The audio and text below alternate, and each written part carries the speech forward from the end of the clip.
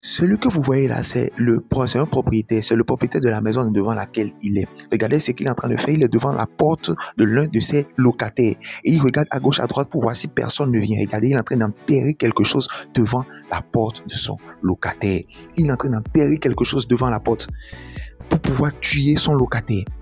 Et c'est ce que nous allons voir aujourd'hui. Ce qui se passe dans la maison avec les propriétaires. Shalom, shalom à tous, j'espère que vous allez bien. Je suis très content de vous retrouver aujourd'hui pour le film d'aujourd'hui. Aujourd'hui, nous allons parler des propriétaires. Les propriétaires.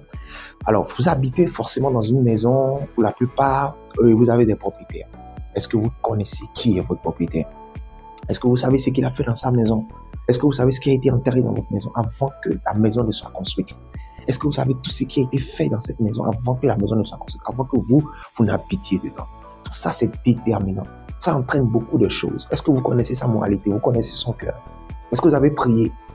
Est-ce que nous allons découvrir aujourd'hui ce qui se passe dans les maisons? C'est ce que nous allons découvrir aujourd'hui. Suivez cette vidéo. N'oubliez pas de vous abonner, d'activer la cloche de notification pour être informé chaque fois que nous publions une nouvelle vidéo et d'aimer la vidéo. Suivons plutôt la suite. Comme je vous l'ai dit tout à l'heure, ce monsieur, c'est le propriétaire. Et il est venu dans sa maison pour pouvoir voir un locataire. Pourquoi il est venu voir ce locataire-là? Parce que ce locataire-là est chrétien. Et ce locataire chrétien dans sa maison ne fait que prier. Et cela perturbe ses activités. C'est pourquoi nous devons faire très attention à la maison dans laquelle nous sommes. Et qui est notre propriétaire. C'est très, très, très important. Donc voilà celui qui est en train de venir voir son locataire, qui est en train de sortir avec sa Bible et qui est en train de vouloir aller à l'église. Et vous pouvez voir, il dit, attends, je suis en train de venir. C'est quoi? C'est ta maison? C'est ta maison. Est-ce que j'ai mal fait de pouvoir te mettre dans ma maison? Est-ce que c'est un crime que j'ai commis? Dis-moi, est-ce que c'est un crime que j'ai commis de t'accepter dans ma maison? Et tous les jours, tu ne fais que prier. Est-ce que tous les jours, tu ne fais que prier? Meurs par le feu, meurs par le feu. Qui va mourir par le feu ici dans ma maison? Qui va mourir? C'est quoi ton problème, monsieur Copper? C'est quoi ton problème? Elle a dit, propriétaire. Mais ce n'est pas ce que tu penses. Je suis en train de prier simplement. C'est une prière ordinaire. Il y a prière ordinaire tous les jours, et il meurt par le feu, Qui est en train de mourir? Qui doit mourir dans cette maison ici? Dis-moi, que ce soit la dernière fois que je te trouve en train de prier dans cette maison. La dernière fois, je te préviens, la dernière fois que je te vois en train de prier dans cette maison. La dernière fois. Je suis le propriétaire de cette maison. Je te dis, c'est la dernière fois que je te trouve en train de prier dans cette maison. Vous voyez ça? Dans quelle maison tu es? Qu'est-ce qui empêche les gens de pouvoir te donner la paix dans la maison où tu es? Tout le temps, c'est des problèmes avec les voisins. Tout le temps, c'est des problèmes. Dès que tu es venu dans cette maison-là, rien ne marche plus dans tes activités. Rien ne marche plus dans ton travail. Vous voyez, il est encore venu un autre jour encore.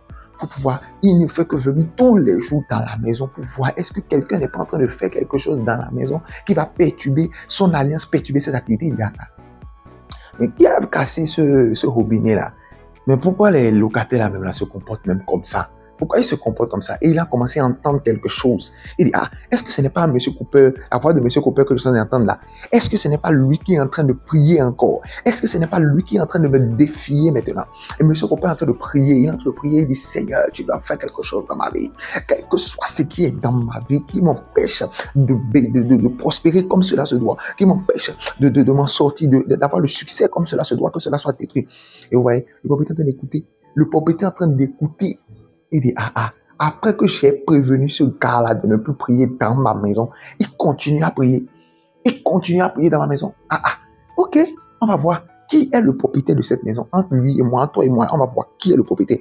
Peut-être que c'est si c'est toi qui m'as loué la maison, si c'est moi qui t'ai loué la maison, là, nous allons savoir aujourd'hui. Tu vois? Voilà. Qui est la personne qui te menace? Qui est la personne qui te menace dans ta maison? Là où tu as loué, qui est la personne qui te menace? Et tu ne peux pas avoir la paix. Pourquoi il n'est pas du tout content? Parce que la prière de M. Cooper perturbe, lui, c'est les alliances qu'il a déjà fait, les activités, les choses qu'il a déjà mis dans la maison. Qu'est-ce qui a été mis dans la maison là où tu vis? Tu dois faire très attention. Voilà le fils du propriétaire qui est en train de s'amuser.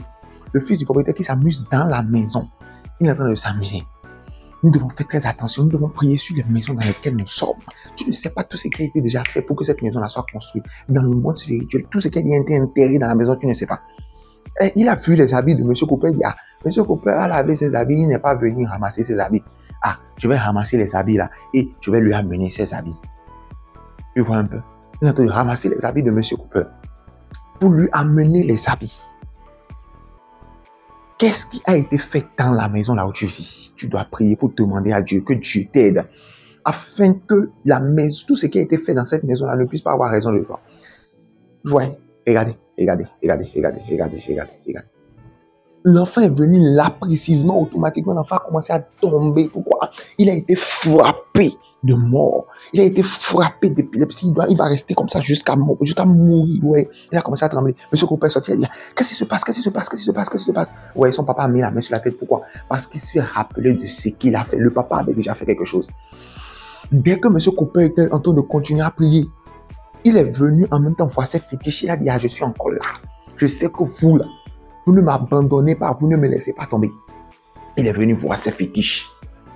Il dit, je suis là et j'ai besoin de votre aide. Automatiquement, l'esprit du fétiche a apparu.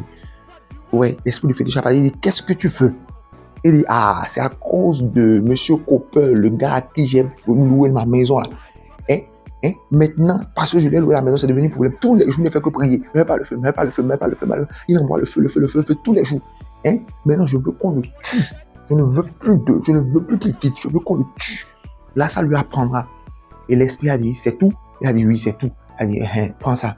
Maintenant, prends ce qu'il y a dans le pot. Vous voyez ce qui se passe dans les maisons. Vous voyez ce qui se passe dans le monde spirituel. Il dit, prends ce qu'il y a dans le pot.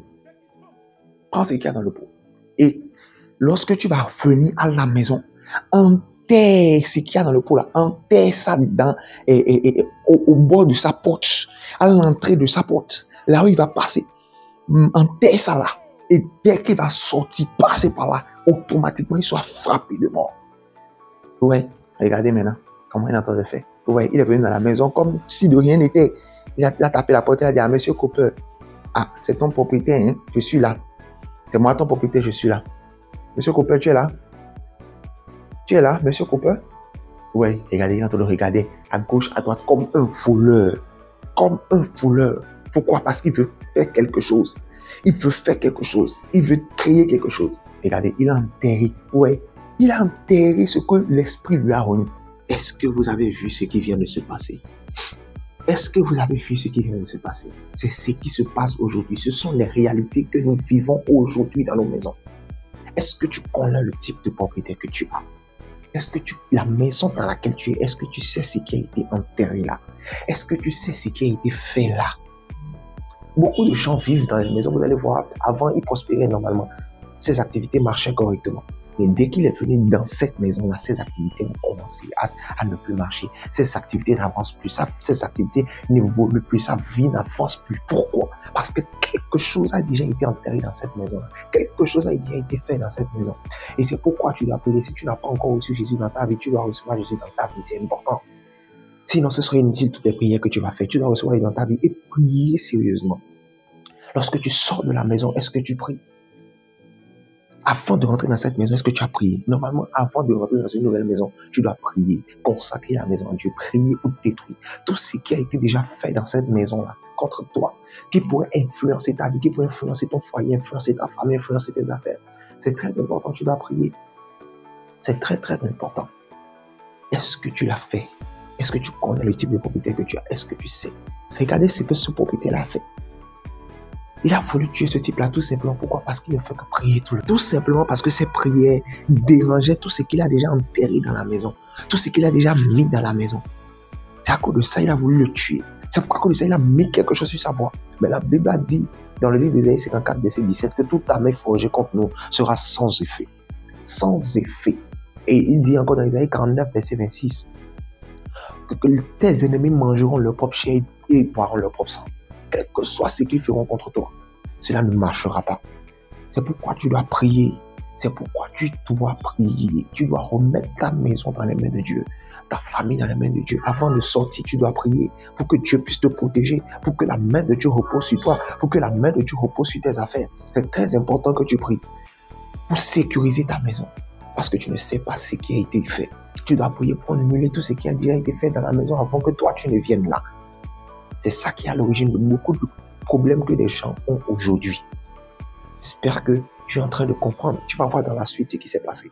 N'oublie pas de t'abonner et d'activer la cloche de notification pour être informé chaque fois qu'une nouvelle vidéo est postée.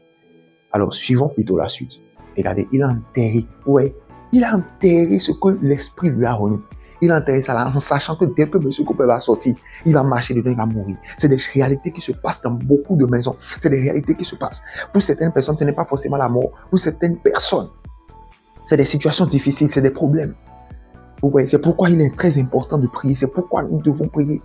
Son fils est mort à la place de l'autre. Et c'est lorsque tu as Jésus dans ta vie, Jésus te sauve toujours. Et ceux-là qui ont déjà planifié la mort sur toi, ils tombent dans la mort à ta place. Ils meurent à ta place. Ils rentrent dans des problèmes à ta place. Ils rentrent dans des difficultés à ta place. C'est pourquoi c'est très important que tu puisses recevoir Jésus. Parce que tu ne sais pas ce qui est planifié contre toi la nuit. Tu ne sais pas ce qui est planifié contre toi dans les ténèbres. Les voisins qui sont dans la même maison que toi peuvent faire des choses comme ça contre toi.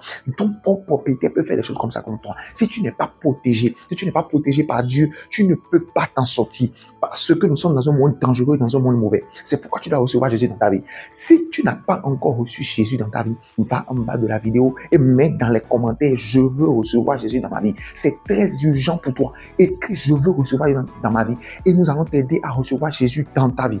Maintenant, si tu as déjà reçu Jésus dans ta vie, tu vas prier.